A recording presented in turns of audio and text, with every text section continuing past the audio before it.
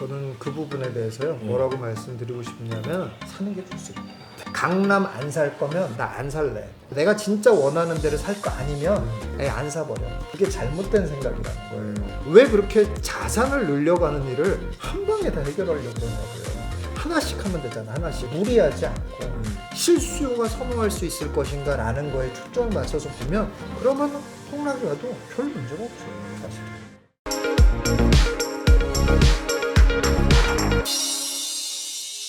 네, 매브리온 여러분 안녕하세요. 오늘은 부동산의 고수, 부동산의 구루로 불리시는 우리 부동산 김사부님 모시고 말씀 나눠보겠습니다. 안녕하세요. 네, 사부님. 안녕하세요. 지금 이제 거래는 많이 뜸한 상태에서 나왔다 하면 신고가를 찍는 그런 국면이거든요. 네. 계속 이제 이런 상황이 반복이 되고 있는데 지금 2018년 이후 쭉 상승 올랐던 그 18년 전부터 올랐죠 사실은. 몇 년 동안 올랐던 그 장을 봤을 때 지금 이 사이클이 어느 정도라고 보면 정확할까요? 네. 사실 뭐 그거에 대해서는 뭐 이견이 있을 수는 없을 것 같아요. 사실은 뭐 거의 다 어깨쯤 왔다, 뭐 꼭대기 아니냐, 뭐 이런 얘기도 있는데 하여간 뭐 어깨쯤은 최소한 왔을 거다라고 보여지는 게 일단 정상이라고 보여져요. 예, 그렇긴 한데 사실은 제가 이제 뭐 이렇게 제 의견을 막 얘기해도 되나요? 얘기하셔도 됩니다.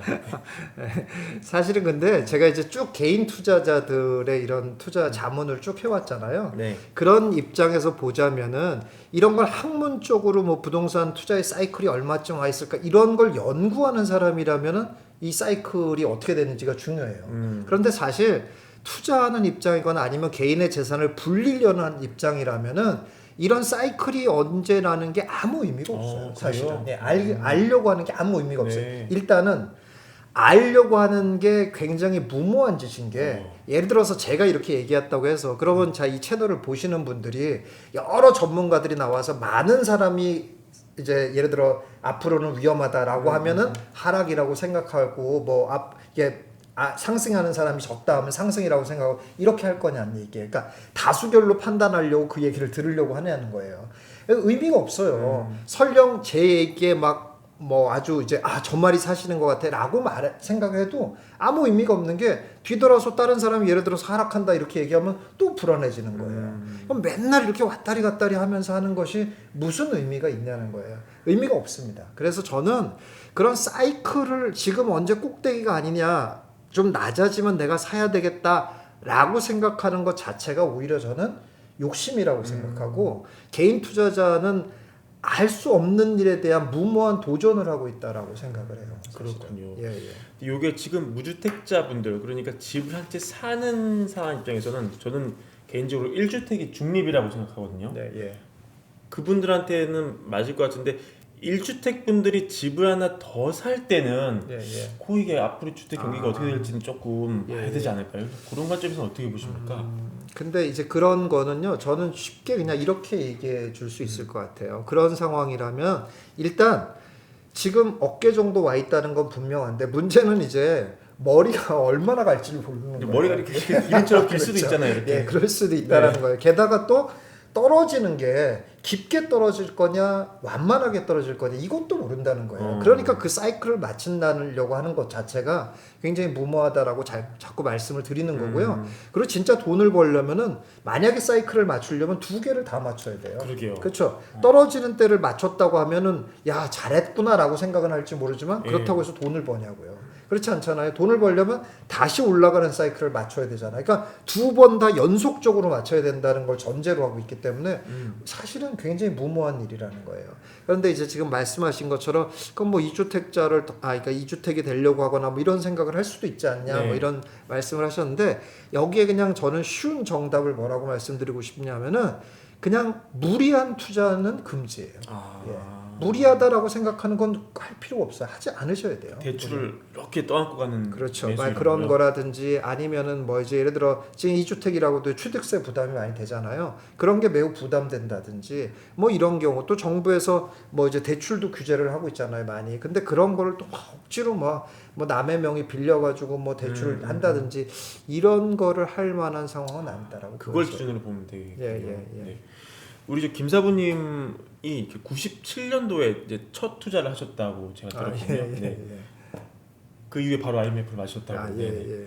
그리고 쭉 그 이후로 하셨으니까 2008년에도 아마 한번 그렇죠. 투자를 하고 계셨겠죠. 예. 그래서 그 이 투자 기간에 두 번의 큰 하락장을 직접 보셨다는 말이죠. 예. 그런데 이 지금 김사부님 보시기에 주택 가격이 하락할 요인이 보이지 않는다. 네. 그렇다는 말씀은 이 우리가 2008년, 97년에 봤던 것과는 상황이 많이 다르다 이렇게 지금 봐야 되는 것이죠. 예. 어떤 점에서 같고 어떤 점에서 좀 다르고 네. 그런 게 있습니까? 일단은 지금 이제 뭐 그냥 이제 아까 제가 이제 사이클을 예측하려고 하는 게 무모하다 이렇게 말씀을 드렸지만 사실 뭐 예측을 전혀 안 된다는 뜻은 아니에요. 이제 우리가 예측할 수 있지만 그걸 너무 신뢰할 필요는 없다 이런 말씀인데 사실 어쨌든 예측을 한번 해보자면 사실 하락 요인은 안 보이는데 두 가지 이유 때문에 그렇거든요. 이제 하나는 물량 그리고 두 번째는 정부의 규제 이 두 가지인데요. 일단 물량은 여기 뭐 많이 얘기가 나오고 있습니다만 물량이 없어요. 네. 그렇잖아요. 또 물량에는 두 가지가 있어요.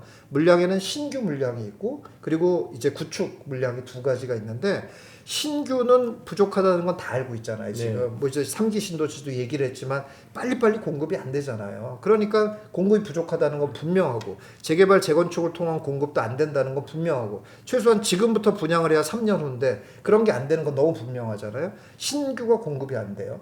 그 다음에 구축도 공급이 안 됩니다. 구축은 왜 공급이 안 되냐면은 뭐 어쨌든 간에 하여간 규제로 인해서 지금 또 전세가까지 네. 예, 전세 임대차법 때문에 전세 물량까지도 돌지 않게 돼 버렸잖아요. 그러니까는 그렇게 되니까 구축을 갖고 있는 사람들은 물량을 내놓을 수가 없는 게 양도세 때문에 내놓을 수가 없습니다. 또 예, 이렇게 되니까는 구축을 가지고 있는 사람에도 시장에 물량을 내놓지 않고 신축을 신축대로 공급이 되지 않고 이런 상황이에요. 그러니까는 일단 물량의 공급이 안 되고 있어요. 이게 제일 첫 번째 문제고요. 두 번째 문제는 정부의 규제가 이제 뭐 좀 이따가 또 질문을 하실 것 같긴 한데 이제 우리가 내년에 대선이 있으니까요. 다 이제 제가 그런 질문 되게 많이 받거든요. 그래서 대선 어떻게 되냐 뭐 이런 얘기 많이 하는데 제가 볼 때는 내년 대선에 뭐 정권이 바뀐다 하더라도 크게 변동사항은 없을 거라고 보여져요. 예, 왜냐하면은 이게 규제를 지금 굉장히 정부가 이제 딜레마에 빠질 수밖에 없는 상황인데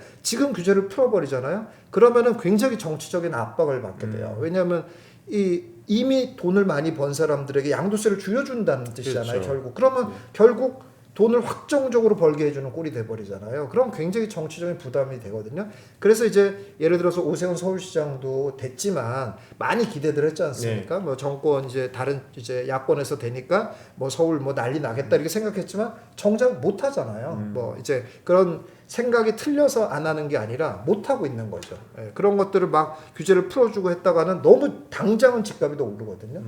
이런 문제 때문에 그렇다면은 이제 어쨌든 외부적인 요인으로 봤을 때 지금 하락할 요인은 일단은 별로 없어 보이는 상황이에요, 사실. 그렇군요.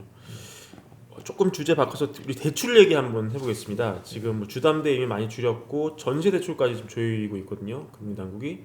그 다음에 또 금리 인상이라는 사이클이 좀 시작이 됐죠. 이런 것들이 부동산 시장에는 좀 어떤 형태로 이렇게 다각도로 영향을 미칠지 궁금합니다. 예.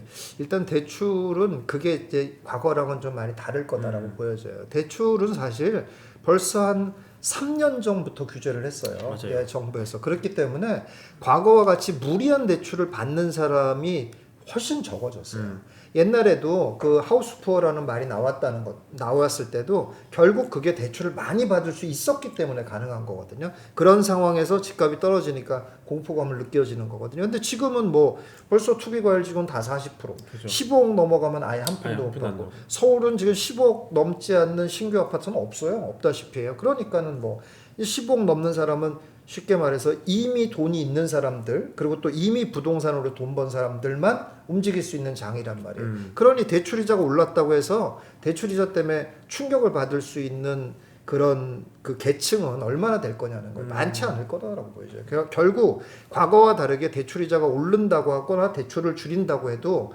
부동산에 미치는 영향은 적을 것이다라고 보여집니다. 알겠습니다. 잠깐 얘기를 아까 얘기했던 걸로 좀 돌아가 보겠습니다. 그 아까 1주택자 제가 말씀드렸는데 지금 이제 김 사부님 말씀대로 당분간에 부동산 값이 떨어질 요인이 별로 없다 이렇게 봤을 때 사실은 무주택자분들이 느끼는 박탈감이 어마어마하거든요. 그렇죠. 왜냐면 계속 올라가는 뭐 신문을 봐도 올라 뭘 봐도 올라 이런 오르는 가격을 정말 허무하게 바라볼 수밖에 없는 그런 상황이잖아요. 네, 예. 그렇다고 뭐 청약이 뭐 되겠습니까 지금 이 네, 상황에서 예. 경쟁률이 뭐 몇백 대 1, 뭐 1000대 1이 넘는 것도 있는데 그러면 다소 이 무주택자분들은 이 조금 뭐 무리를 해서라도 좀 집을 사는 게 더 나은 선택일지 뭐 어떻게 조언을 좀 하시는지 궁금하네요. 저는 그 부분에 대해서요 뭐라고 말씀드리고 싶냐면 그냥 좀 쉽고 단순한 풀이를 해드리고 싶어요. 사는 게 좋습니다. 사는 게 좋은데 제가 이제 많이 상담을 해보면 이런 것 때문에 고민을 많이 해요. 눈높이가 좀 예, 높나요? 그렇죠. 바로 그러니까 예를 들어서 이런 거예요. 자기는 이제 강남에 들어가 살 정도는 안 되는데 강남을 사고 싶은 거예요. 예, 그래서 이런 속으로는 저한테까지 그런 말은 안 하지만 속으로 어떤 마음을 갖고 있냐면 강남 안 살 거면 나 안 살래.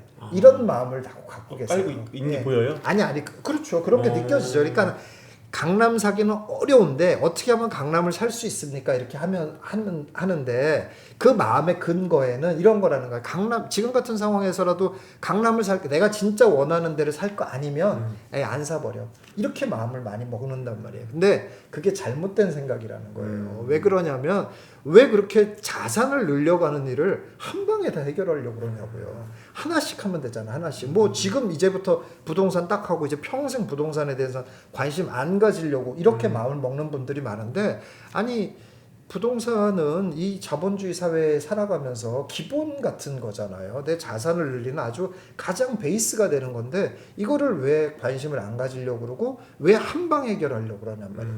강남에 가고 싶은데 못 가는 분들은 강북부터 살아. 네. 새 아파트를 살려는데 못 사겠는 사람은 약간 준신축부터 살아.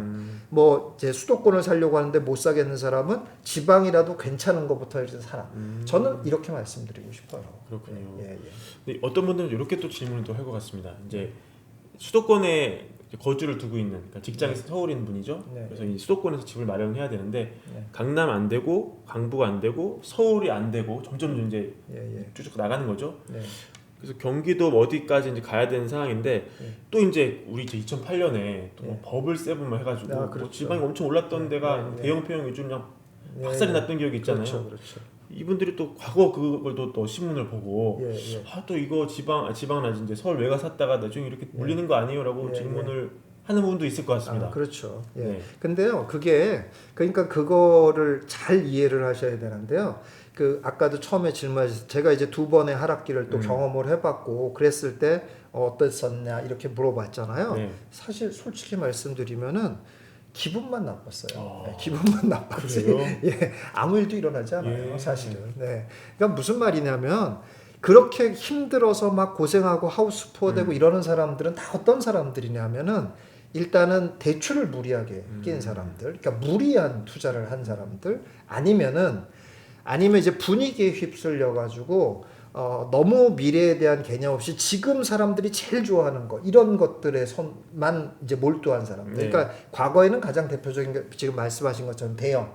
예, 제가 이제 대형은 그 당시에도 대형 사면 안 된다 그렇게 얘기를 했어도 사람들이 대형을 되게 많이 사고 싶어했고 많이 샀어요. 네. 근데 그게 이제 조금만 생각해보면 미래에도 이렇게 인구가 벌써 이제 줄어들 게 뻔히 보이는 상황인데 이렇게 대형을 그것도 또 이게 수도권 외곽까지 이 대형이 이렇게 많이 선호될까? 이게 충분히 생각할 수 있는 일인데 자꾸 그런 실수요자들이 진짜 좋아하는 거에 대한 개념을 안 갖고 그냥 사람들이 지금 많이 몰리는 거에만 이렇게 너무 살려고 하고 관심을 가지려고 했던 사람들이 잘못됐죠. 네. 그러니까 그런 개념이 아니라 그러니까 두 가지인데 무리하지 않고 그리고 항상 부동산을 살 때는 실수요가 선호할 수 있을 것인가 라는 거에 초점을 맞춰서 보면 굉장히 많은 게 굉장히 투명해져 보여요. 네. 예. 그런 대상을 갖고 있잖아요. 그러면 폭락이 와도 별 문제가 없어요. 사실은. 예. 왜냐하면 실수요가 계속 있으니까. 그렇군요. 예. 알겠습니다. 주택 마련 주식 대박 매불이 하나면 오케이입니다. 매불이 구독 누르시면 부자 됩니다. 좋아요 누르시면 더 부자 됩니다.